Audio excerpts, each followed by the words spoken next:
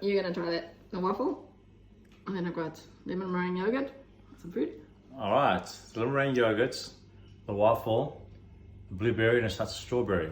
And it's a Rebel Strength Recovery Shake waffle. Okay, good.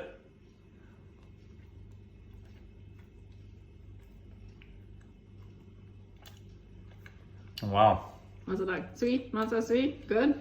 It's like a perfect balance of, I mean, you get the flavor from the lemon side there, and then the waffle base kind of supports that. So when you bite into it, the yogurt kind of goes into the base, it gets all squishy and gooey.